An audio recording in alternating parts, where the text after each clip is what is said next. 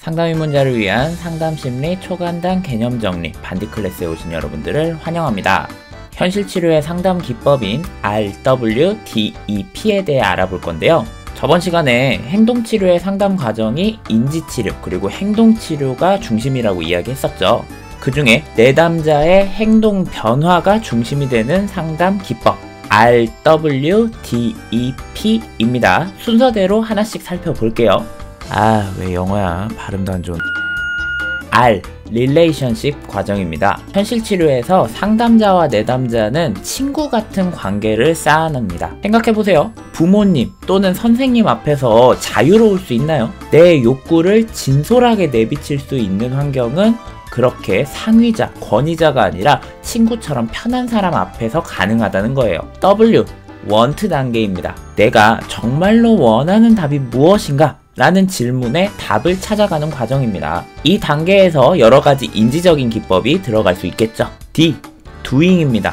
자, 원하는 거 알았어요? 그러면 내가 지금은 무엇을 하고 있는지 내 현재의 행동을 한번 살펴보는 거예요. 현실치료는 과거를 따지지 않는다고 했습니다. 현재 그리고 미래밖에 없어요. 지금 현재 내가 어떤 행동을 하고 있는지 그 행동을 강조하는 겁니다.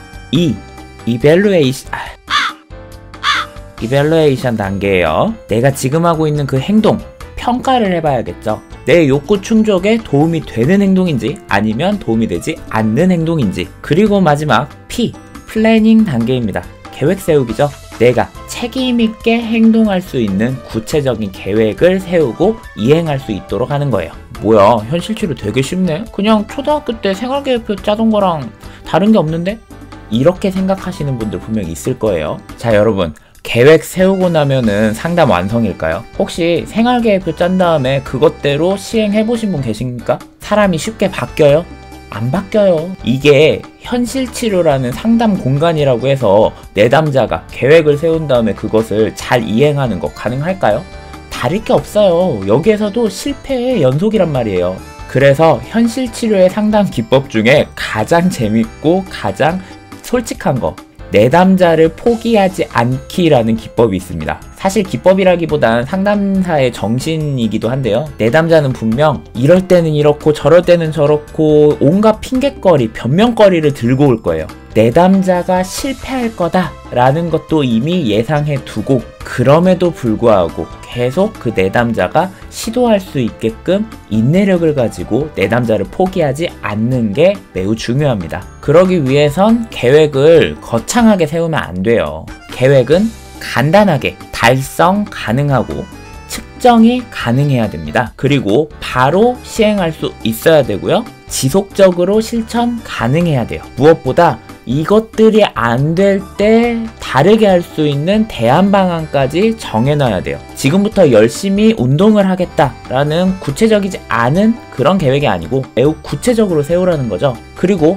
하루에 한 번씩 운동을 하는 게 불가능할 때, 일정이 그렇게 되지 않을 때는 난 어떤 활동으로 대체하겠다까지 해서 이 계획을 어떻게든 지켜나갈 수 있도록 세부적으로 세밀하게 짜는 게 중요해요. 요약하자면 이런 겁니다. 내담자가 행동을 바로 바꾸는 거는 사실 불가능해. 하지만 그럼에도 불구하고 내담자를 포기하지 않고 계속 믿어주면서 상담을 계속해 나가야 되는 거죠. 물론 그 과정에서 내담자가 하는 변명을 들어주거나 하지 않습니다. 계획을 실천하지 않았으면 그것은 무조건 변명이에요. 하지만 그렇다고 처벌하지도 않습니다. 계속 독려하고 세부적으로 계획을 수정해 나갈 뿐이죠. 절대 포기하지 않고 이행할 때까지 계속해서 옆에 있어줍니다. 자, 마지막으로 아까 욕구 파악이라는 게 있었죠. 현실치료에서 내담자의 욕구를 파악할 수 있는 기법 중에 굉장히 많이 쓰고 있는 게 있어요. 바로 기적 질문이라는 건데요. 만약 기적이 일어났다. 그래서 세상이 당신이 원하는 세상이 되었다. 그럼 그 세상은 어떤 것일까?